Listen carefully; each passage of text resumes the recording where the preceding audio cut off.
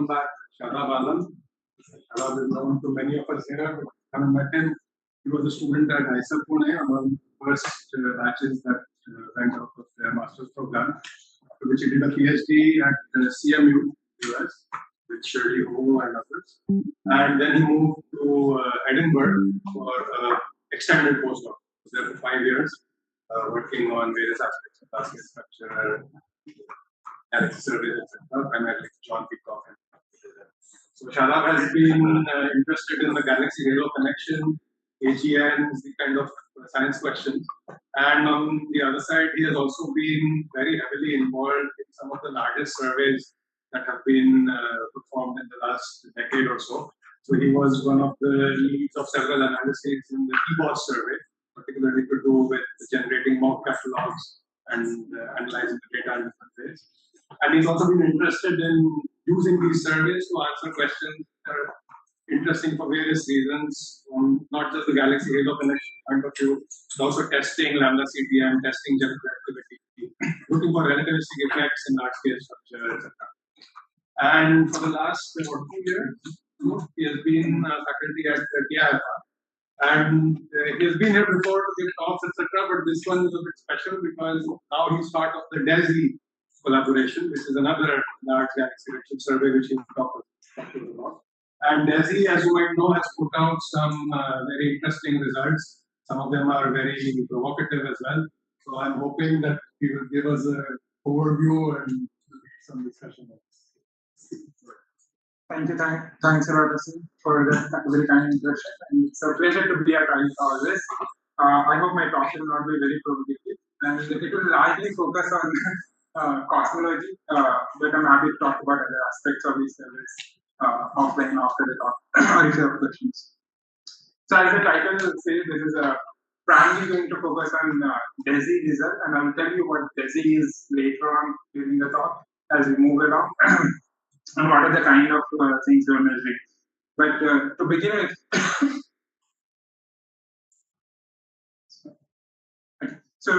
with, I just wanted to sort of establish what is the main thing we are trying to do from the cosmology point of view as a part of documentary survey, and start with a little bit of background. And it might be a little bit boring for experts and serious for that. So as you know, our sort of understanding of cosmology so far is that we are more or less living in homogeneous universe with still a small question mark, and we are living in an isotropic universe, and it's something expanding. So universe is evolving, it's expanding with time, and then this expansion can be written in general as a function of scale factor of the universe, which is the size of the universe. So A of t. This A of t, which is the expansion, the scale factor as a function of time, is one of the very important quantity in terms of understanding the universe physically, and all it entails, including basically various physical laws operating at the universe at a very large scale, including what are the ingredients which control the behavior of this function. Now, very quickly, I just wanted to make sure the setup is clear. We are starting to think about in terms of Einstein field equation as the main thing which to explain and model universe, and we are thinking about metric theories of the universe. So we start by writing a metric, and this is what equivalent of the metric looks like, where the scale factor E of t appears there. And so it's important that everything I'm going to talk about is in the picture of this metric theory. There are also ideas and thoughts about non-metric theories which are completely ignored for the purpose of this talk, but there are interesting tests and things need to be done, and people are still looking into aspects. Now, a very important quantity which will appear again and again in this talk is this capital H, which is called Hubble constant or Hubble rate. And Hubble rate is nothing but, again, can be connected to this scale factor which I started by. It's A dot over A, so rate of change of scale factor as a function of time scale over A.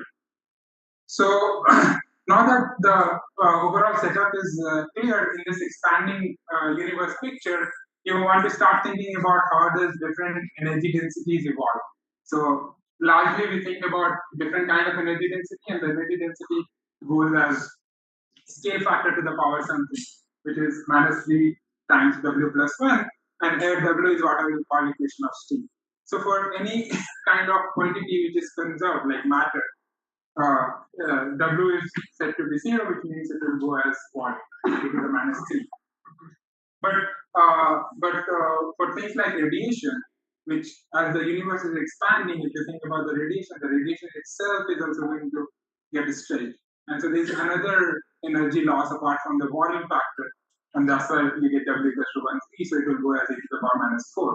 And if you think about dark energy, and this is a big unknown, I've written it -1 because we think the best model so far is that dark energy density is constant. So it doesn't evolve as the universe evolves, and so in that case it will be -1. But this is what we want to test. So this is one of the prime focus of this talk. What about W for dark energy? It's causing this acceleration. The same thing, just to illustrate a bit further, if you sort of draw that in terms of the diagram, the energy density of various things, then you look at a diagram like this, where x-axis is scale factor, and then y-axis shows energy density. The yellow is radiation, this is e to the -4 essentially. The blue is matter, e to the -3, and black is dark energy. So there are different areas in the universe where you have radiation domination, matter domination, and dark energy domination. And it's important to notice that the initial condition is set up such a way that the initial energy density in radiation was the highest. There is this crossing. This is called radiation matter inequality, and this has very important implication for what I'm going to talk about in terms of what we are trying to measure. There's also another crossover where matter density crosses dark energy density. So far, in terms of the physics model point of view, we don't really have similarly interesting observable in terms of this crossing, but this crossing we have important physical implication. I'm going to talk about that in a moment. So coming back to dark energy, generally what people say that it's remarkable, and the reason it's remarkable is that the pressure must be negative for the cosmic acceleration to happen. And also, if you measure this quantity very precisely through various different cosmological probes, it turns out to be about 70%, right? And so that's a very significant component of the universe which we don't really understand in detail. So one of the characteristic quantity which you can try to think about if you're thinking about dark energy is equation of state, which I have already mentioned in the previous slide. So the equation of state, W of dark energy, which I just said as a constant number, in principle can be function of history of universe, or can be function of what we call redshift, which is equivalent to scale factor, and I again introduce what redshift exactly means, but think of it as analogous to scale factor of the universe. And so that's essentially the ratio of pressure of dark energy divided by the density of dark energy.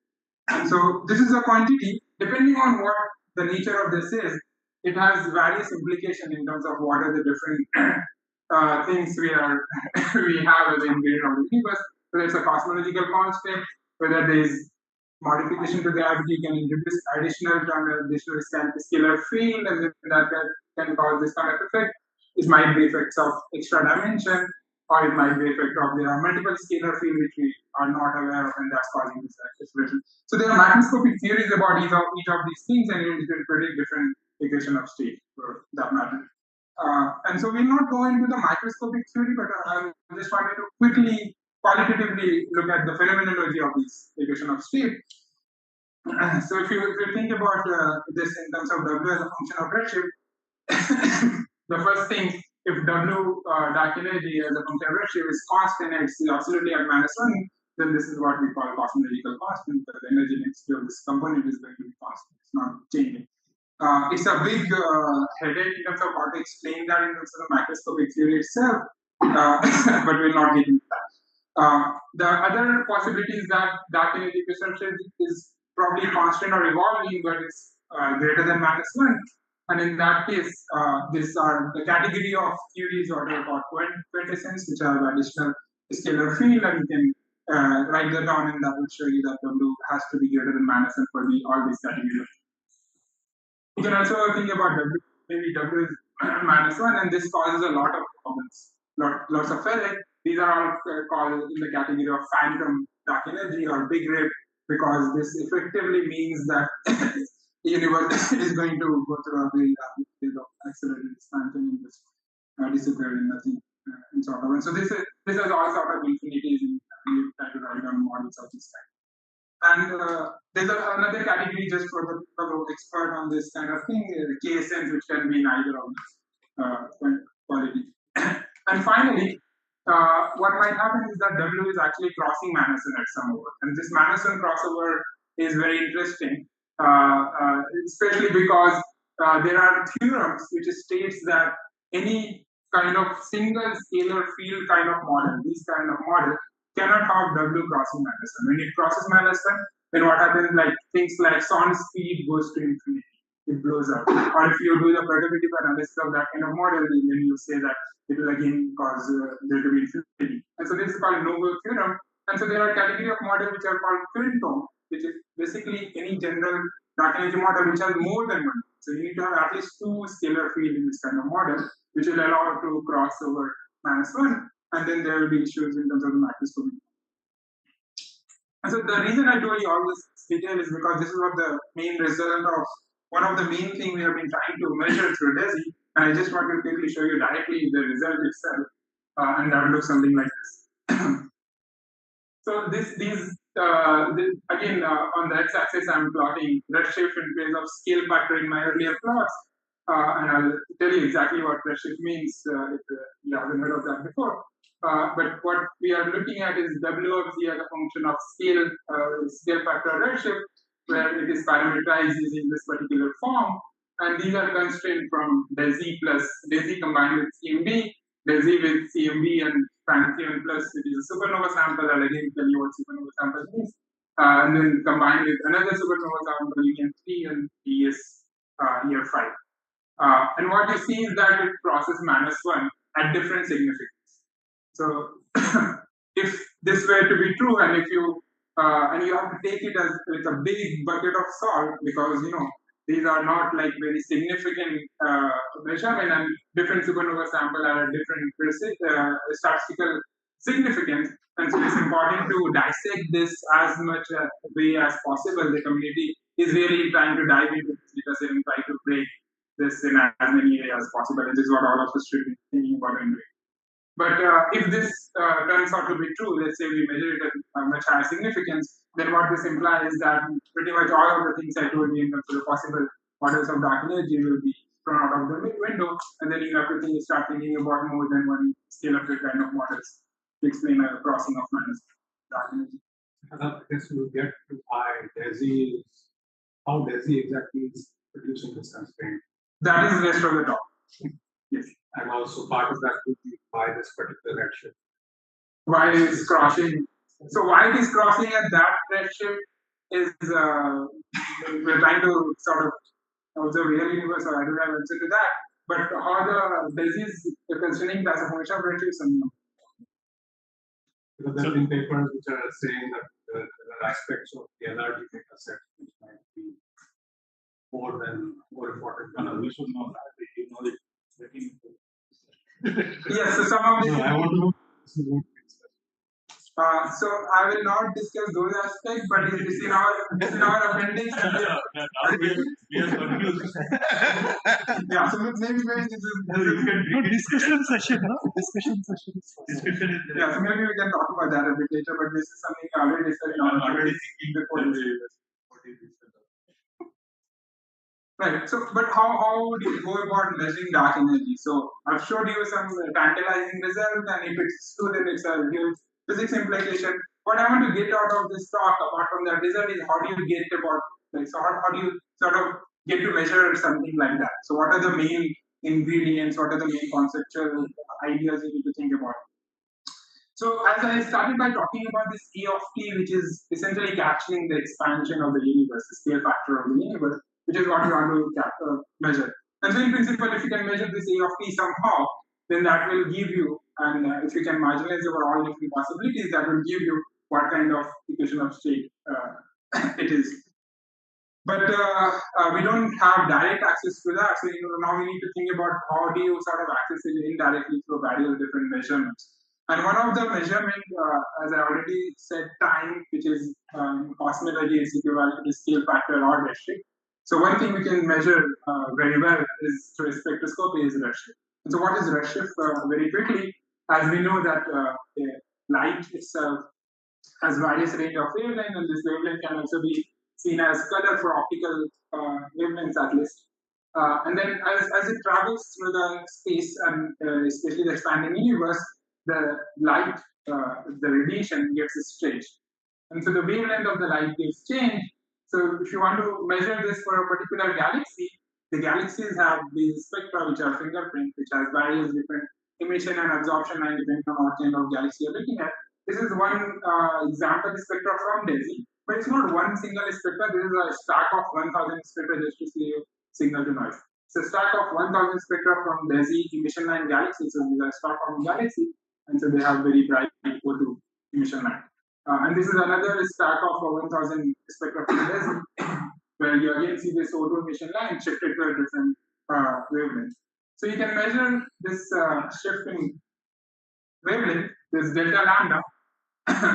You want to measure this delta lambda with respect to what is the original emission of that line is, and that can be converted into what we call redshift. So the delta lambda over lambda emission, the true emission wavelength, is what is called redshift, and then redshift is related to the scale factor. The quantity I was talking about is 1 over 1 plus.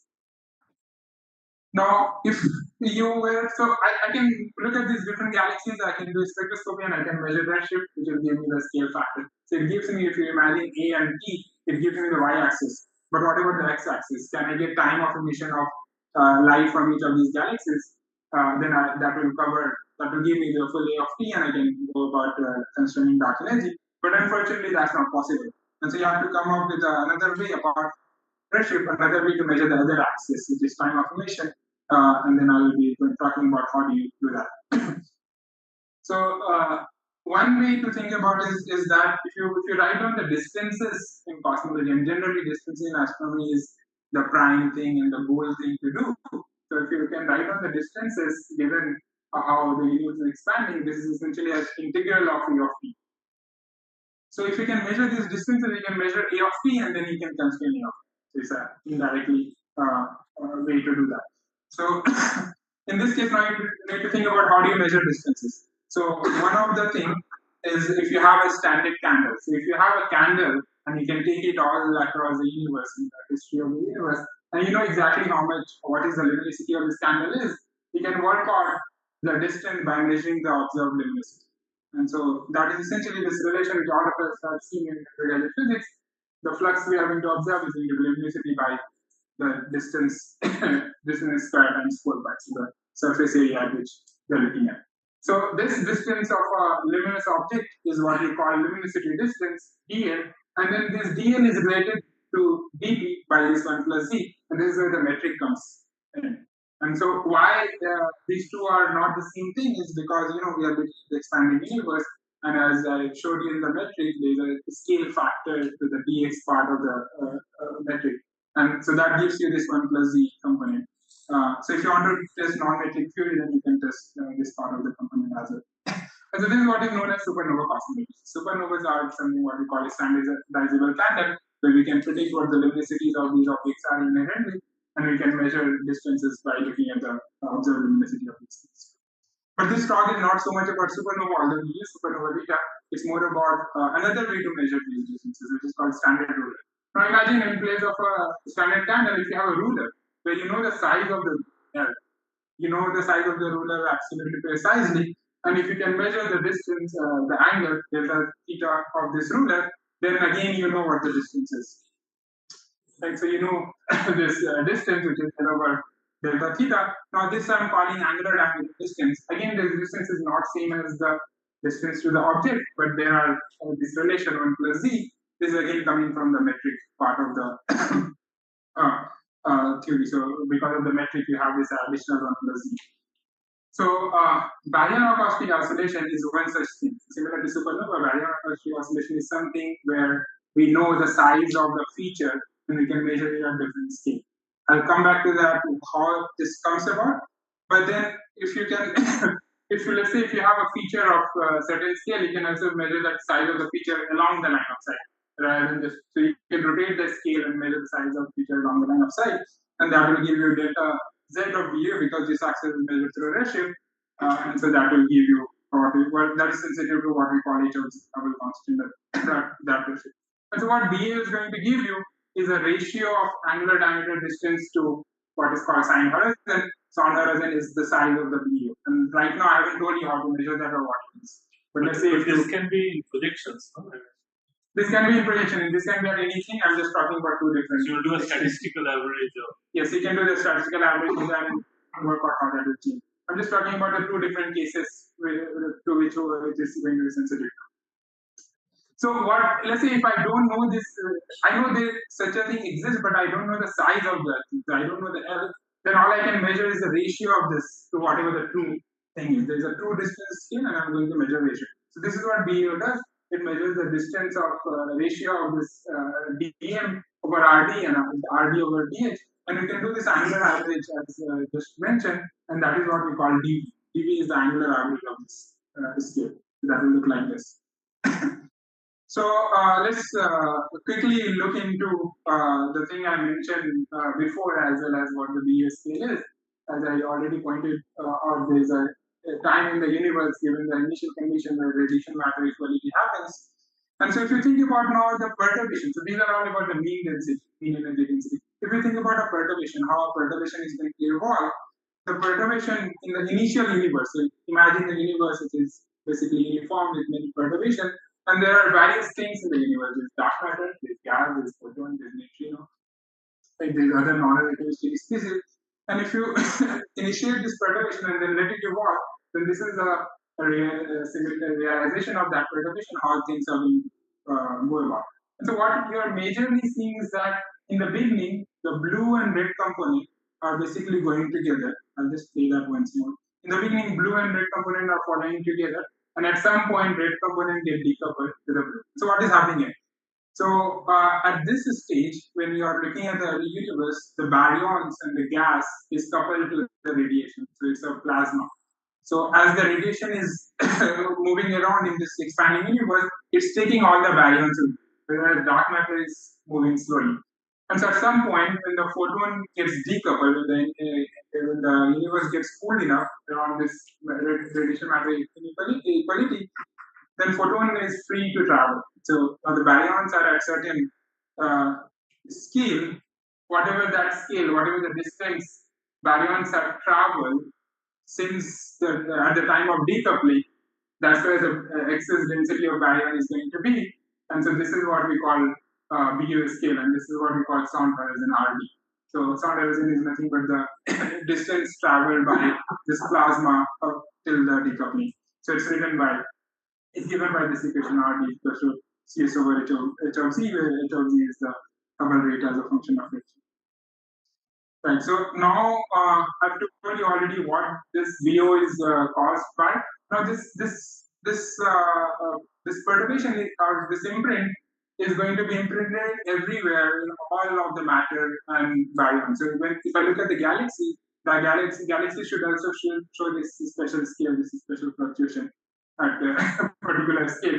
And as you can see, this is a very tiny effect compared to the overall scale of things. So it's not a very large scale, it's a very tiny thing, but we are able to we think we can measure this in galaxies, for instance. What sets the redshift? What sets the redshift of?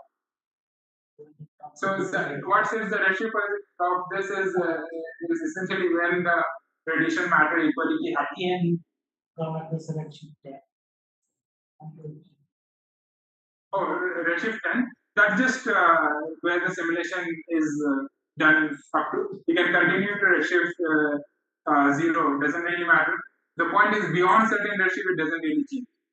So once the radiation matter equality is set up, when the photon is free, this equilibrates very quickly, and then it doesn't really change. It's basically the same up to whatever redshift you put. So it's the decoupling. I mean, yeah, CMB release. CMB release. Not matter radiation. Yes, it's close to that. I'm just using. Yes, you're right. It should be. It should be CMB release. It's close to that, but I'm illustrating it through that process. So now you can see this same feature. What I've just told you is a story, but when you go and look at the galaxy survey and measure what we call two-point correlation function. I'll again explain quickly what two-point correlation function is. And you look at this correlation function, you actually see this peak. This is what the peak I was talking you and showing you in the simulation before. And this is the real data. So this was observed in the sky survey. We can measure the rotation of this peak to in this particular measurement, it is about 2% measurement of the rotation of this peak, which will then give you this d over rd and rd over h formula. So basically, what is this two-point correlation function? Because we're talking about perturbations which are everywhere. All we are saying is that if you have a galaxy survey, you can sit on each of these galaxies and look at what is the number density of these galaxies as a function of distance around these galaxies. You can average over all such galaxies. So if you average over all such galaxies, this is what we are calling two-point function of galaxies. In terms of measuring, there are various estimators. One of the estimators is nothing but what is the number of pair of galaxies as a function of distance divided by number of volume sampling or number of randoms. In probability sense, what this is really trying to measure is that what is the excess probability of finding a pair of galaxy as a function of distance compared to uniform random distribution. So if universe was uniform, this galaxy was distributed uniformly, this correlation function will be 0 everywhere. That white line is the size of the galaxy. I mean, what you do in reality. This white line? Yeah, that radius. That radius is basically what the x-axis is, and you do it as a function of different things. So you do it at all radius. It's a separation of this galaxy to the other galaxies. It's not the size of the galaxy. It's not the size of the galaxy. It's just the distance between the galaxies. The distance between. Right, and then you are going to do it as a distance between two galaxies as a function of redshift. No, distance between two galaxies, and you're just counting how many pair of objects you have as a function of distance. And then at some ratio. Right. So for a sample of galaxy, if you want to measure B, or what you need is a sample of galaxy where you need position in the sky, R and D, and you need redshift to take the three-dimensional position. So this is what you need to measure BO, and this is what inherently what DESI survey is trying to do. But I also wanted to give you this alternative picture very quickly because this will be useful in explaining something else later on. Is in place of doing this exercise in configuration space in terms of the separation, you can take your galaxy density field, you can put it in a grid, and then you can do a Fourier transform. And you can do the same exercise of two-point function in Fourier transform, which is what we call power spectrum. So essentially, we can take your survey, grid it, estimate density at each of these locations, do the Fourier transform that will give you the Fourier transform version of this density or over density, and then cross correlate that as a function of. So this is what will give you power spectrum. If you look at the power spectrum, the same feature, VO feature, is actually going to look like this. It's oscillation, and then oscillation is also getting down. So you can see this already in real data. This is the same data I showed you, the VO feature in configuration scale. This is a power spectrum measurement. You can see this is very tiny, but our measurements are precise enough that you are able to detect that oscillation already. You can measure that very precisely. So, so you can also measure the power spectrum, and then again you are going to measure VO scale in the power spectrum. And just to throw this idea, which you can ask about later, if you were to measure galaxy power spectrum, the galaxy power spectrum is going to be at linear order is the same as the matter power spectrum plus a factor which is the amplitude factor, which we call linear bias. If you are curious, then we can talk about it in detail, but there is an additional factor which is called linear bias. And another thing you want to notice is that if you look at roughly K of 0.1, where the VO signal is maximum, the power spectrum is roughly between 10 to the 3 to the 4, or 2 times 10 to the 4. And this number is important, something you can come up later. Right, so just a very quick summary of what all things I've talked about. There are various physical scenarios which may be happening in the universe, and we want to sort of understand what are the things which are happening. One way to get at this is by measuring dark energy equation of state and dark energy of state equation of state evolution.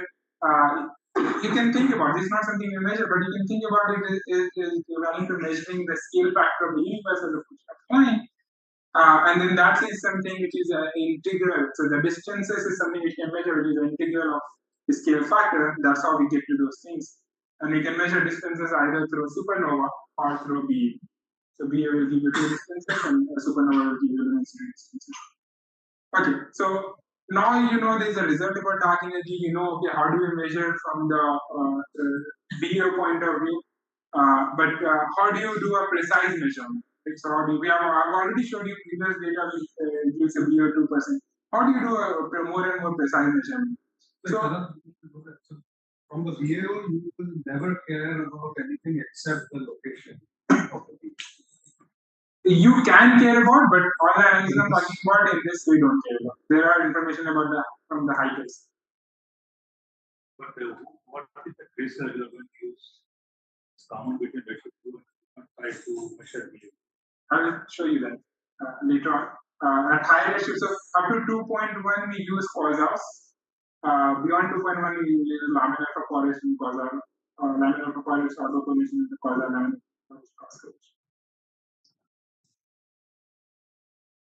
But in fact, actually, that's really get to this question, like how do you measure that precisely and across the rest? So you have to think about traces. That's the answer already given you. So you have to think about different traces, how to measure this precisely.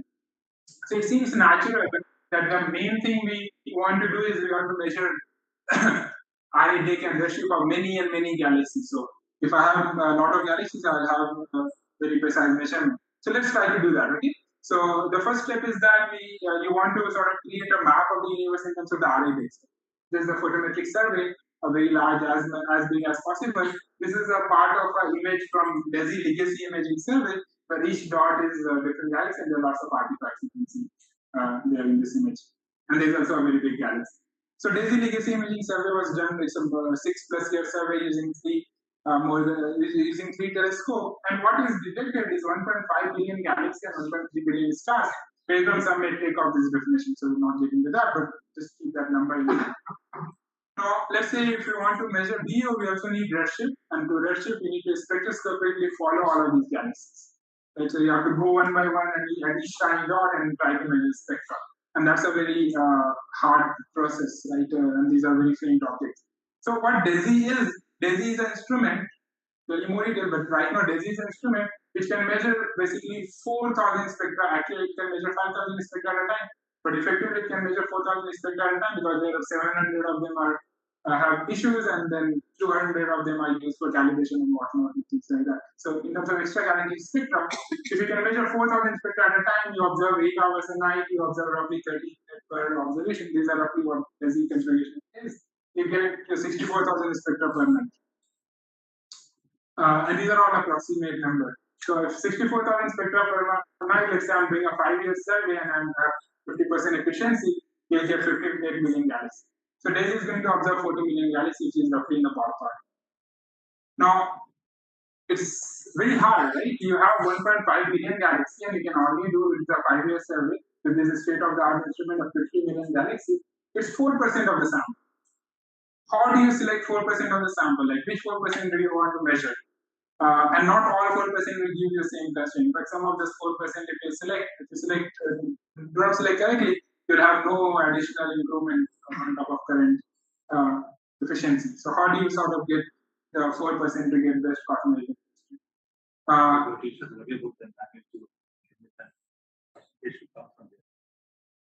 To say half an hour exposure and what is the magnitude limit of the spectroscopy and count only galaxies above that and with the ratio.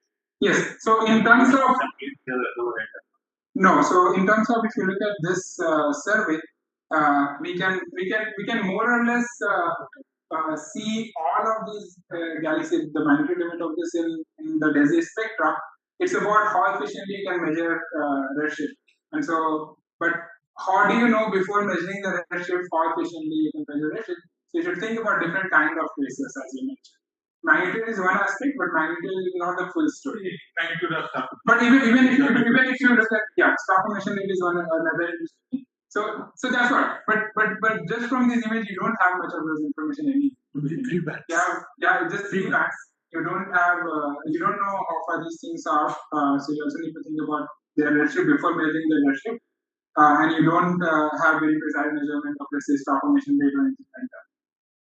So I think it's still a fair comparison. We still need to think about this problem for sure, but magnitude will help us. So you need to think about signal to noise. I talked about DEO, right? So this is a power spectrum, and let's say I want to measure the more precise power spectrum I can measure, more precise DEO is going to be. And so signal to noise of the power spectrum is simply power. You randomly put 5,000 fibers. No. I am not getting this point. If you say that you have done automatic selection, then already some magnetic cut has to be there. Yes. Automatic accuracy will be propagated from even if you have 3 bands. So can you please explain how fibers are set? That becomes crucial now. Because you are saying that I don't know, I can go to any depth. That means have you put fibers on some place where there is anything, right? You would have done some. Yeah, he will tell you. I mean, he is leading the selection function, so he will tell. No, but the statement was inside. That's what I'm saying. How can you say that I will take all the galaxies and divide by whatever and it is not sure, right? If you have any candidate selection for spectroscopic observation, that sets the limit of sample, right? Yes, but then depend on what you want to do. For example, we have for cosmology, we just want to get redshift. If you look at some of these galaxies, and this is something we can touch upon later. Let's say you have a star-forming galaxy. There's a very bright O2 line which I showed in my illustration image. You'll actually not get continuum. It'll take long time to get integrate for the continuum. But we can get the O2 line precise enough that we can get it. Okay. I understand you don't care how you are getting as long as redshift is there, but that ratio you should not do like that. So Shadab, just to clarify maybe, what is the number of potential target galaxies compared to the number that you observe? Can you tell that? That is what I'm saying. So based on potential target galaxies compared to. Right, so based on the half an hour integration time and exactly. focal plane. Right, so that is the number I don't. So that's the number. So potential target galaxies is what? Yes, but what I'm saying is it's not just magnitude. That's my that we know. See, there are various subsamples. There's a bright galaxy sample. There is a luminous red galaxy. So that already gets into the. But my question is what I'm curious about. I know that there are also fibers which are put when you don't see object in optical, because that is one of the things we propose at some stage. Is the radio source is present, and you go there. There, I agree with you. So this is a dark thing. This is like look, you have an emission line you are detecting. I would remove those guys out when you are counting this 4,000. Yeah, so this is already starting to get into the details of target selection. My statement was before. Let's say if I'm saying more and more galaxies should I understand the spirit in which you made is that we have given this many objects in the image, we have only 0.05%. Right, 0.04%. And now you are getting. Yeah, so the kind of detail you're talking about is what you need to think about already. But before you start thinking about that detail, that's sort of the fraction you have. And so maybe one of the primary thing is that you need to think about signal to noise and how does the signal to noise matters depending on what kind of galaxies you're looking at or what factor of the galaxy is important in terms of improving signal to noise as quickly as possible. And so if you can write down signal to noise as power over, which is what you're measuring power spectrum over the noise in the power spectrum, you know that the power is roughly 10 to the 4th. We don't have too much control. We have some control by looking at the right kind of galaxy bias, but we don't have too much control in terms of changing this form. This is roughly what it is, the universe is. So now you can only think about how do we improve the noise in the power spectrum, and that is what will give you zero. So if you write down the noise, the covariance matrix, and for simplification, if you just write it down for Gaussian random field, this is not exactly true in this case, but it's fairly close, and it gives you the main point which I'm trying to illustrate. So if you write down the covariance of the Gaussian random field, this is nothing but it's a mode counting exercise. Given a volume, how many modes you have at different k, and that's what sets your noise limit. And so there is a factor of volume, so which means you need to observe larger and larger volume. The largest volume you have, the smallest noise.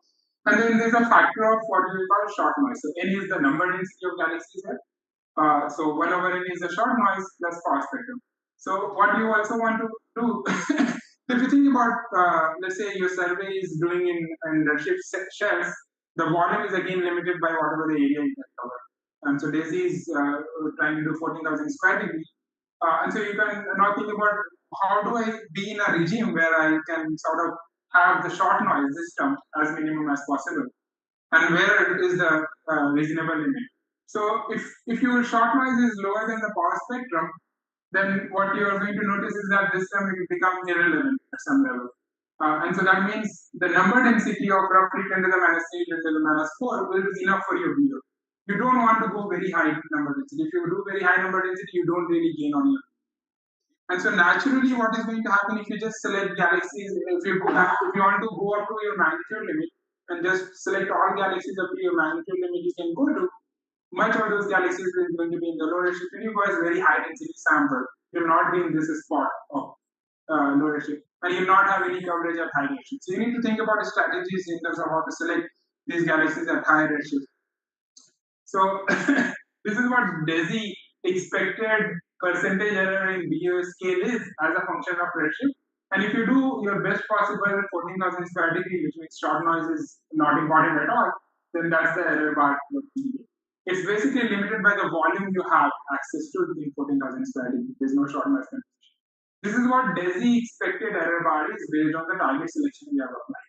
And so now you need to think about various different kind of galaxies. For example, at low redshift, you're very quickly, you are going to get into the limit that you're already, your short noise is self-dominant.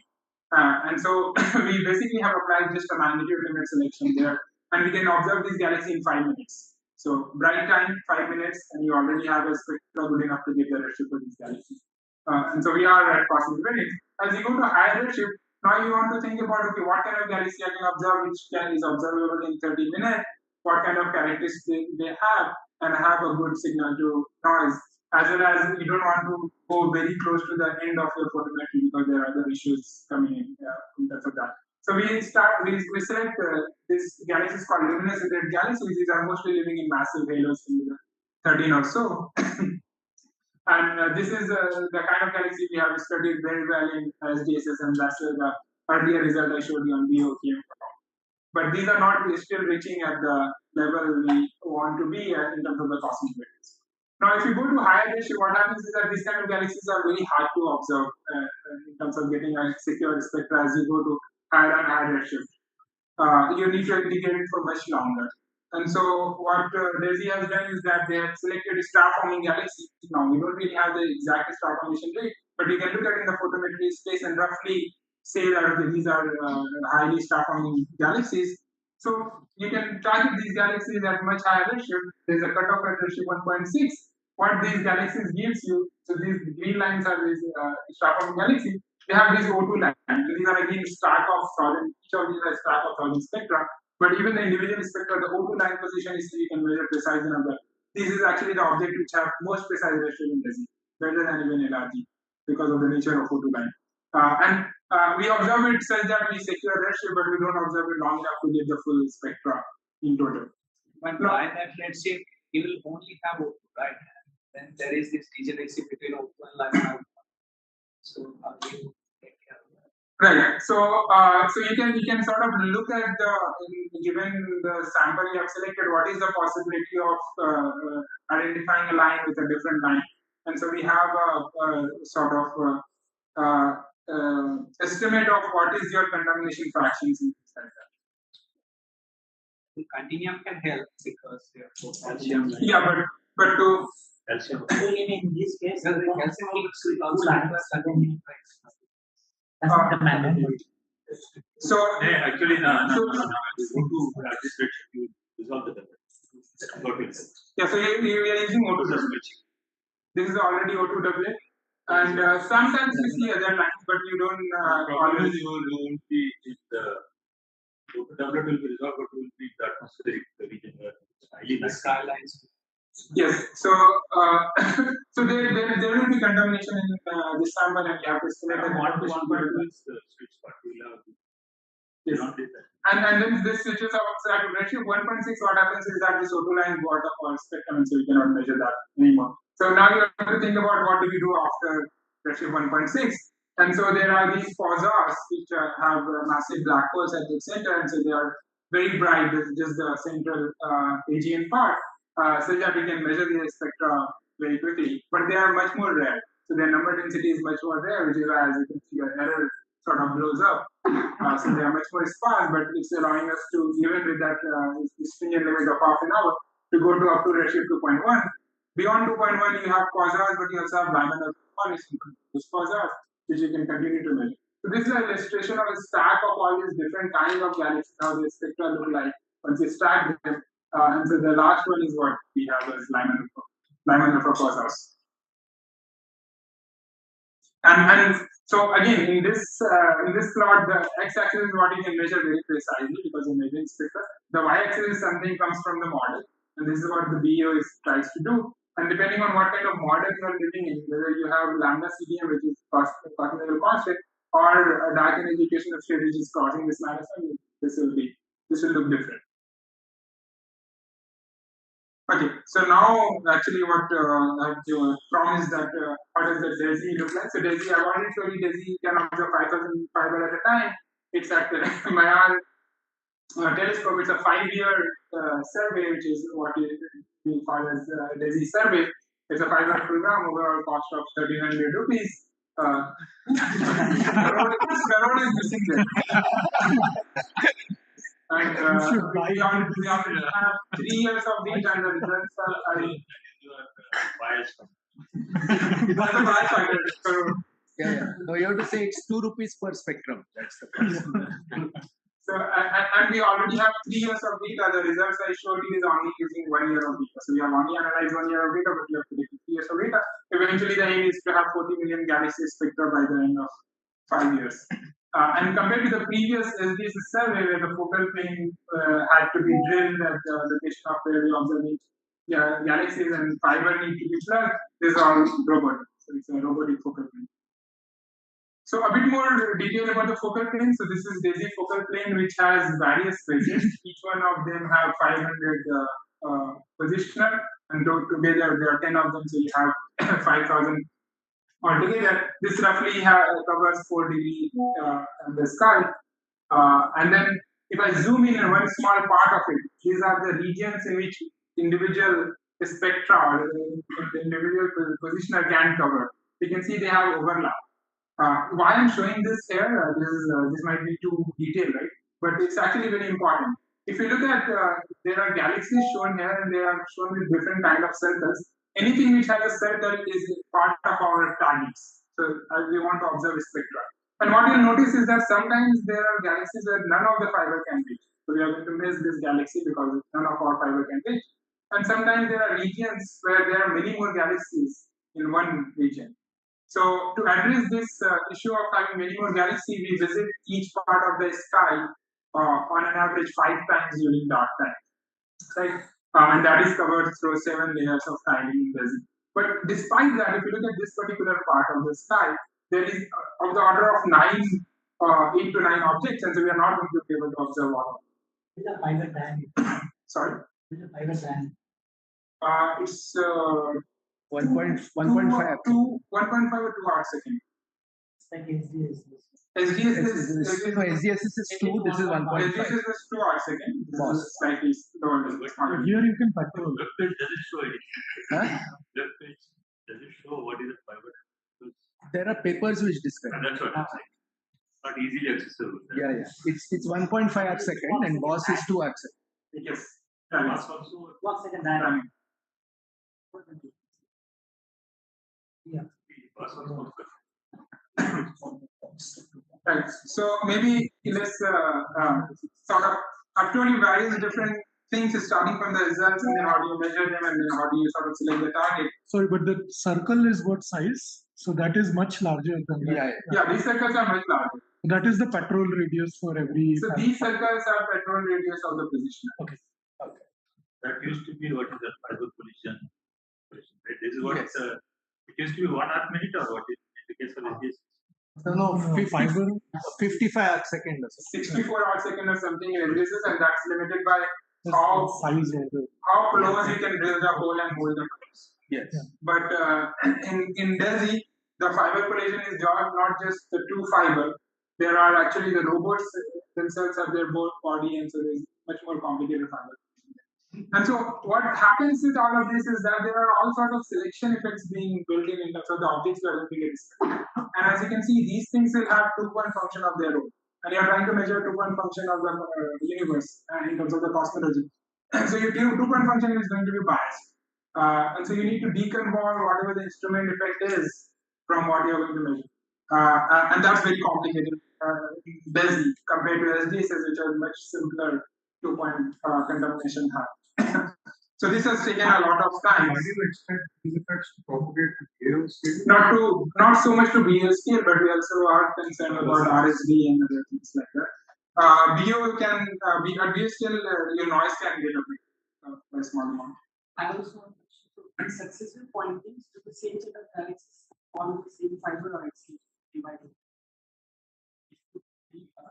Observe it again. So the same set of galaxies follow the same fiber again, or they can be interdivided. The same galaxy is not observed again.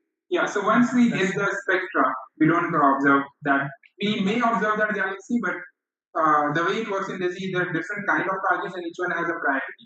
So once a galaxy has a spectra where we have a secure redshift, the priority gets drawn. If no other object is there in that location, it might not be the same fiber, but no other object is there, it can get again observed. But from the cosmology point of view, we don't consider that second layer of observation. But you will have better significance. Maybe he's asking about dithering. You dither, right? It's a, between those 7 pointings. You do have dither. No, they don't have that. The questionnaire will do. No, but I think they dither. No, the pointings themselves are not overlapping. That's what I'm asking. Pointing. Meaning the layers, the pointings. So this is the part I didn't even cover. Private questionnaires, even if they don't differ, private questionnaires. No, I know, but I think I'm asking what they do.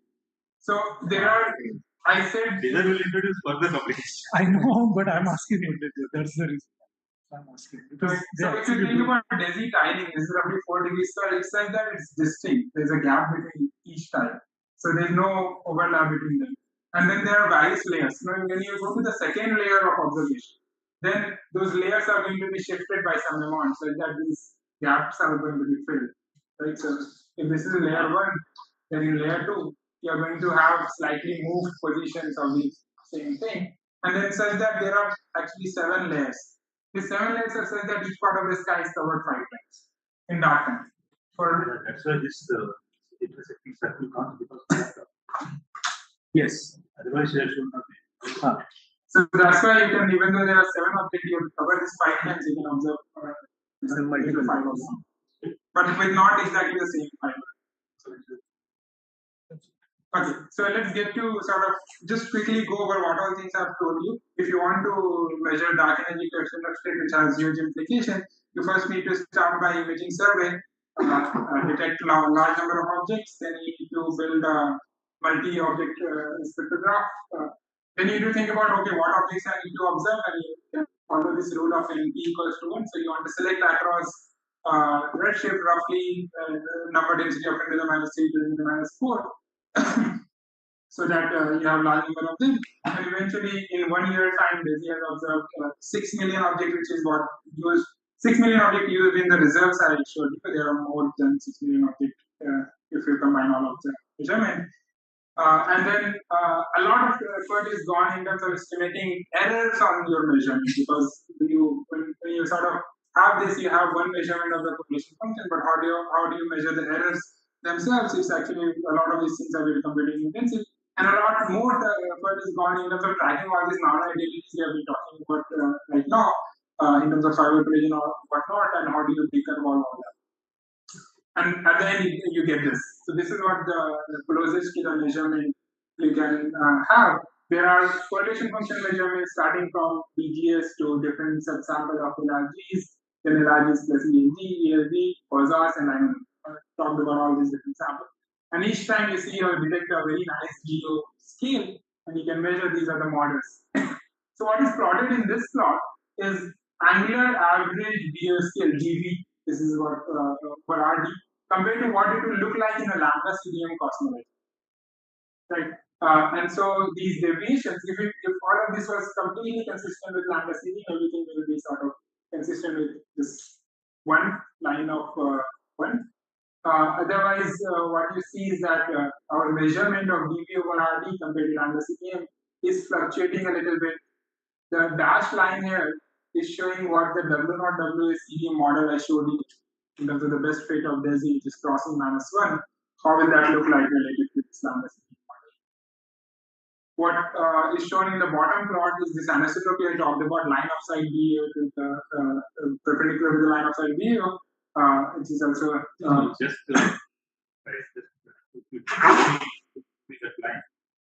Only that orange and red points are below. only the orange and red points are below. Below that solid line. Yes. That they belong to one particular selection of objects. We worry about that. Yes, so we do worry about that, and you can actually remove that and see how much your data indication of state changes, which is what I was trying to point to, and we have done this in our techniques. And so there are slight shifts, but the significant doesn't change. But essentially, it's already 2.6 sigma, so it's 2.7 sigma. You say okay, it's more or less consistent if you look at the residual of this one. And if you add same supernova, then it's even more or less important. So a lot of people have pointed out that maybe this measurement is what driving it, but that's not the case as far as that is. You can replace that. Maybe you should change the parameter combination of the fiducial within lambda CDM. Expected effects are much smaller than change from solid to the dash line. Yes, so this is already best fit lambda CDM. This is not planned lambda CDM, but best fit lambda CDM through these data, yeah, including DESI and CM. I suppose I just go 2 sigma away from that within lambda CDM, or 5 sigma away from that within lambda CDM. Mm-hmm. Then will I get substantial distances from this horizontal line?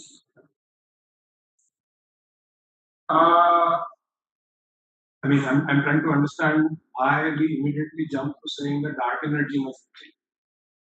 Yes, so this is already trying to do the best fit of lambda CDM. This is already the best. Okay. Yes, that's what I'm saying. You want to have a Band. Error band around lambda CDM. But multiplied by 5. Just for my, so where would that be? It be similar to. Hard to say, I don't know. But so what I'm just asking, see, one is to think about this, but always in cosmology, in the end, you come up with saying that I miss the systematics and all. This is what we have faced whenever such questions are asked. I'm just asking, is there any way the observational bias is there by picking LRBs? The two best on 3 band. And I understand why should it use a scale like so we have how much the error in your peak identification has to be altered so that you reflect to sigma. That's what you are saying. So what I'm saying is just this point if you replace. I'm just saying that you are fitting that feature that after fitting the larger, because if you go back to your introductory slides, the amplitude of correlation function at these scales are going to be much weaker compared to the rest of it. So to fit this thing, you would have done a lot of other things, right? So we fit roughly the scale along the video, which is what matters. For the location, it doesn't. I can add a polynomial and it will not change. You don't fit space.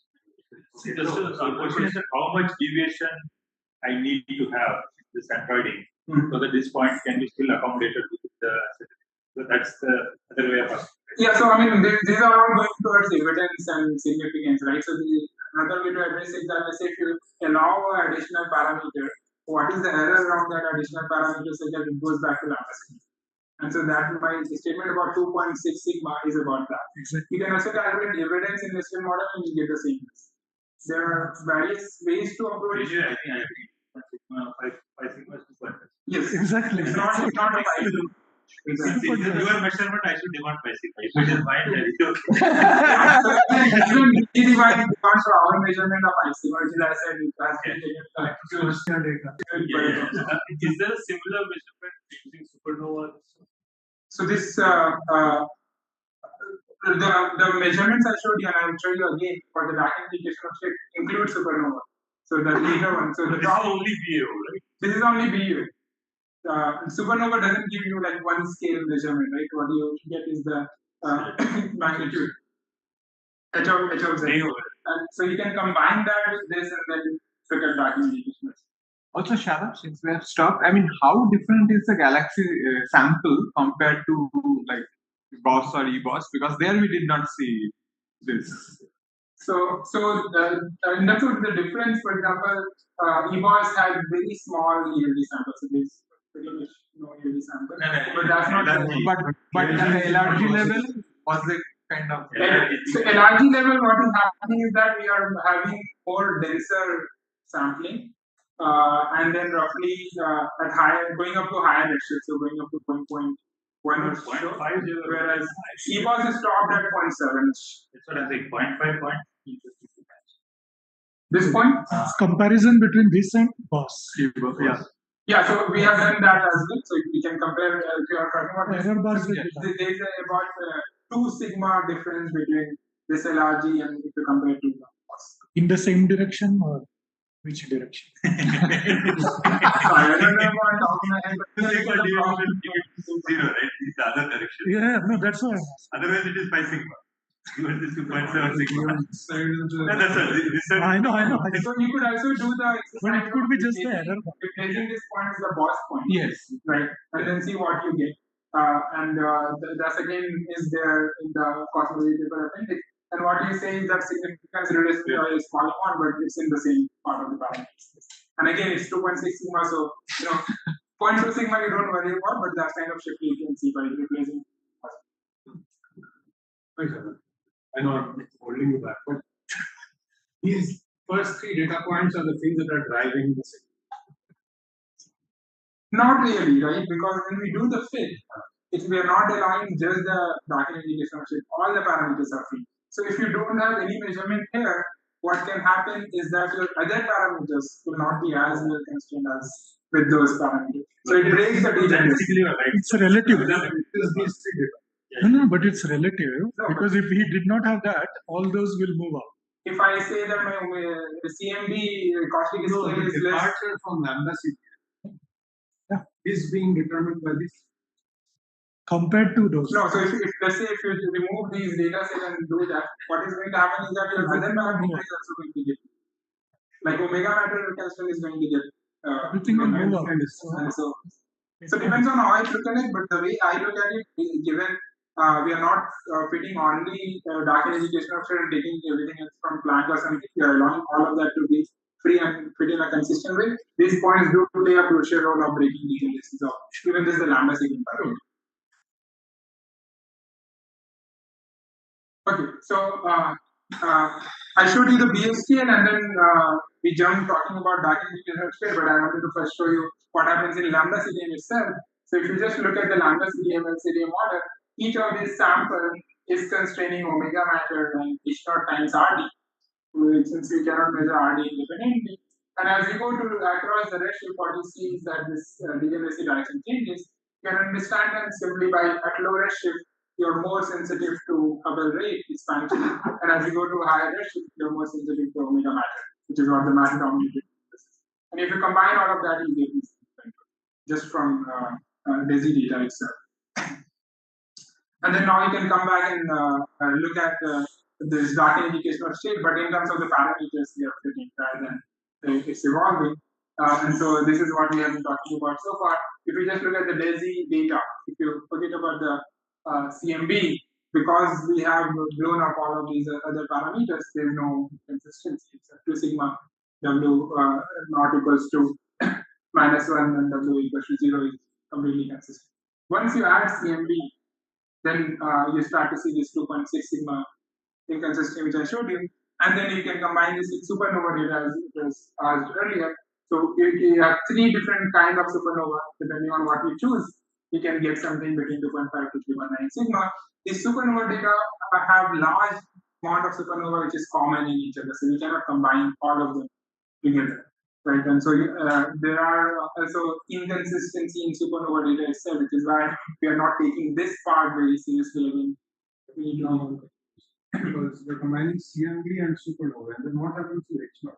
Yeah, because we don't combine the sort of full supernova cosmology, as in like we are only we sort of remove the local part of the distance value. Right? So we are only tracing the regulation of luminosity distance. Even for super. Yes. Otherwise, you have inconsistent distance. And it's equivalently like freeing absolute magnitude completely. Freeing the MD itself completely. Right. So I don't know how much time I have. But I should rush. It's already 5. So I'd like to rush and finish very quickly in a few minutes. But so okay, this is all fine. And since I've told you, take it with a bucket of salt. How long you have to hold that bucket? And so this is what this is about. If you were to finish the year 5 DESI survey and then let's say do the analysis, this is how the errors are going to shrink. The orange one is for just the BAO, the green one combining with CMB, and if you just take the current supernova, and by that time there will be more supernova data, so you'll get this thing. And so just with CMB itself, you will be in the regime where it will be in the above 3 sigma, and if you combine with supernova, then it will be 5 sigma. But what actually will happen, these are forecasts, so be careful about that. The central value might shift and things might look different. But in principle, if this is true, then we'll have a pretty interesting result by year 5 DESI data itself. Okay, so this basically covers most of the dark energy I already talked about, and given the interest of time, I will talk a little bit of about neutrino and redshift distortion. I choose to just talk about I think this is the last slide about supermassive black holes. I'll skip over 2 of the topics so that I don't spend too much time. But I'll quickly show you just the result. This is just explaining how BO is how you can see neutrino mass. But happy to talk about more. And so if you look at the neutrino mass, sum of neutrino mass collection itself, this is a very low signal to noise measurement as far as DESI is concerned. So we have an upper limit of 0.072. So we don't have a measurement of this. Word of warning, this is very prior depending on what you take about the lower limit of the neutrino mass. So this limit can change. This is model dependent. If you free the not of the CDM, this can change further. And the DESI year 5 will be like something like 0.02 electron volt into the error on neutrino mass. Then we'll have that. So I'll again skip that. Again, this is just saying that we have I've only talked about BO, but you can look at the full 2-point correlation function, and this is sensitive to the velocities of these galaxies as well. So especially the line of sight velocity, which will have additional Doppler effect. So we'll be measuring this cosmological on it. This is already from 1 month of DESI data. Now we are analyzing with 1 year of DESI data, and so that should be out soon. There are some additional difficulties with that, which is why it's still. And so these are all still blinded. And so finally, so BA and RSG is a very interesting cosmology, and so hopefully we'll learn a lot of new things in that regime.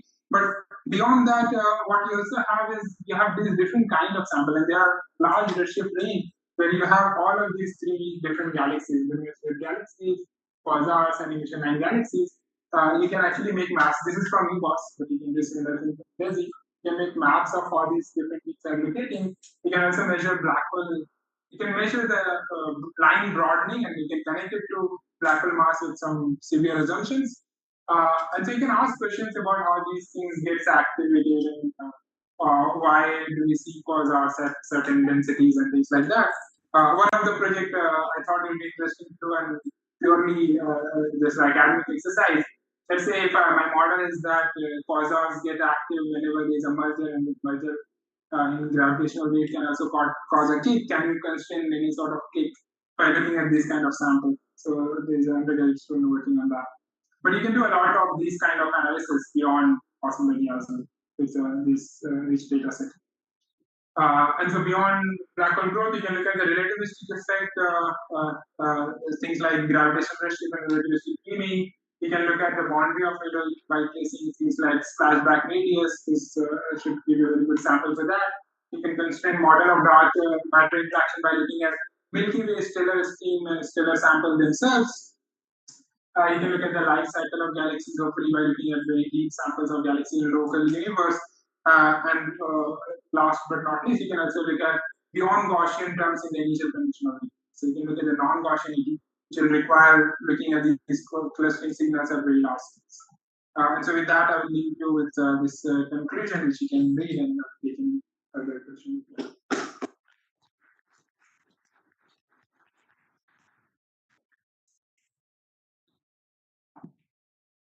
So, I mean, we talked about this before, but if the luminosity distances from supernovae and the angular diameter distances here can be compared, then even the metric theory can be tested, and especially if you are seeing differences already there.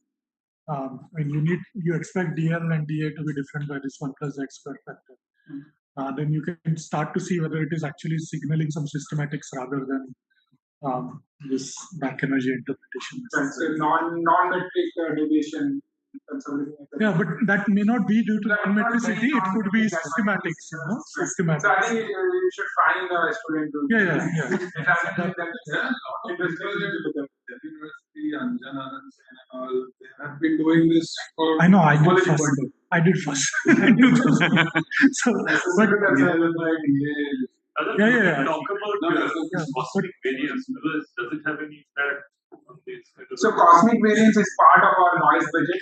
Lemon alpha, they are noise budget. There's cross. So depending on the volume you are measuring, the noise of these things, one of the terms is because there's a variance.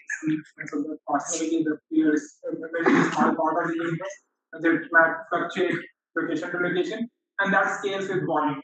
So this is what determines one of the terms in our devices. But there is also this variance in this supernova, standard candles. So when you're merging it together, standardizable each of the supernovas. Unfortunately, I'm not an expert here. Maybe there's somebody else there. I just use supernova data as I indicated earlier, and there are some already known issues in the supernova sample itself, which is why we are also giving a lot of caution. But, so after doing all this, what did we learn? What did we learn? So we learned that maybe there is some interesting thing in the universe, such that there are probably two additional fields which we don't know about, but maybe, just maybe. Actually, that minus 0.45 you had, that number, no? That scale number. Before that. Yes, sir. Yeah, I mean, I think we kind of knew that.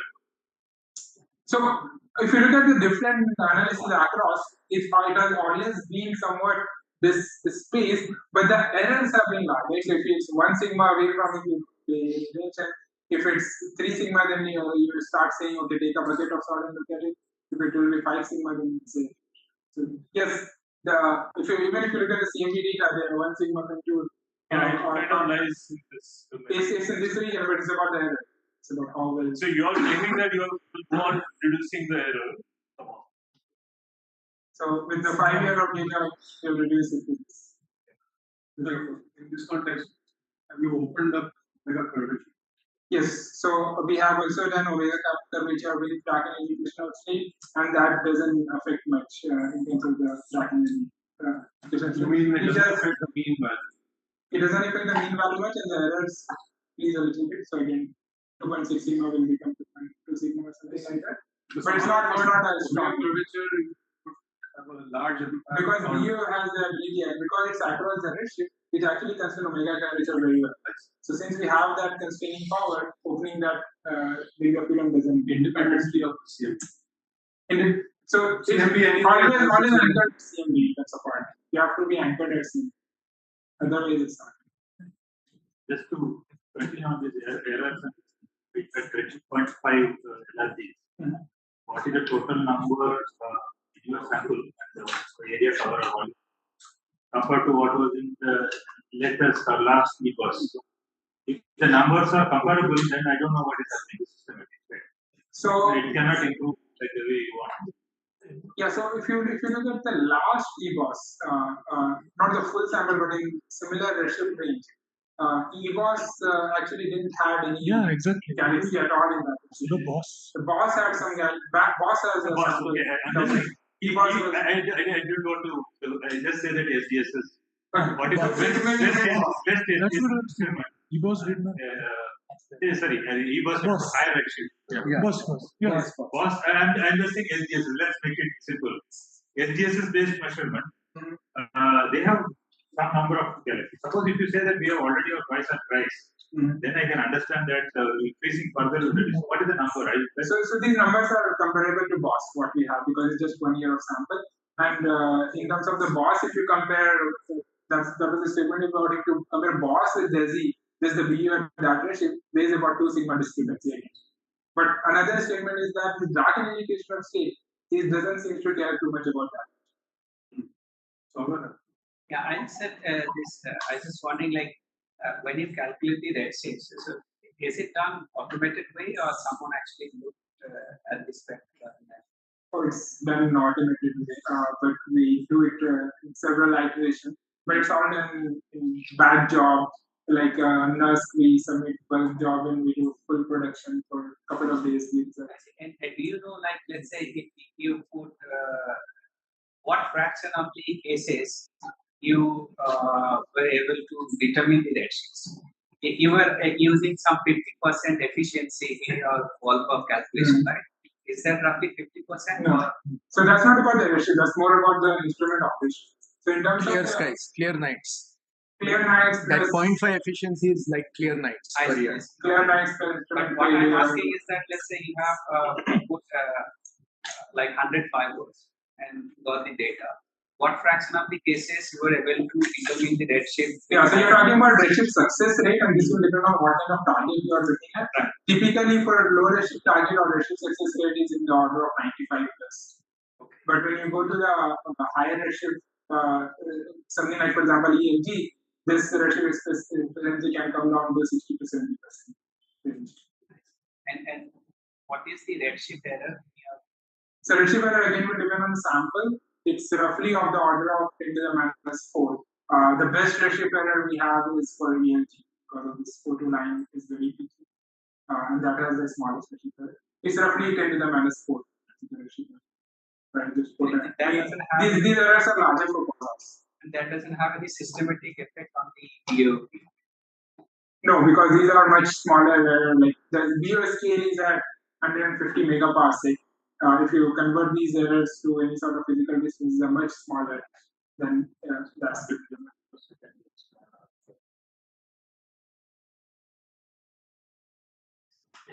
not even low. Yes. If you do not do any reconstruction or anything, have you tried to just run the BO analysis without reconstruction?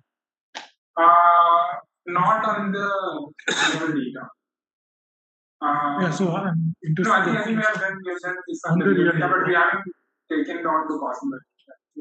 So actually, I have a related question. You worry about nonlinearities causing shifts in the peak of a percent. So we have is expected from RTTX.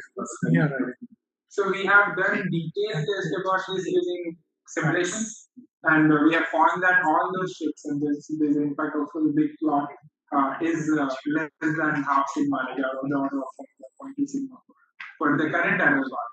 Now we have to repeat this for the year. No, I mean, my curiosity is whether the peak actually shifted or not after you did the reconstruction. So that Additional answer. the linearities, non-linearities, they try to remove to sharpen the peak. That is Generally, it will. no, usually it smears and then you recover. I mean, the height increases. Usually the shift is much smaller than the error. I know, but in the data, whether that was the I have case, some data set because mock you don't expect much, but in real data you don't know. So we do have pre-reconstruction BO results as well. Exactly. I don't think it's not in the paper. So, it's not included in the cosmology paper. It's including the BO paper. Oh, okay. Which is a separate. And then from RSD again we'll have pre-reconstruction. Of course. Yeah. Okay, maybe we can take the discussion outside.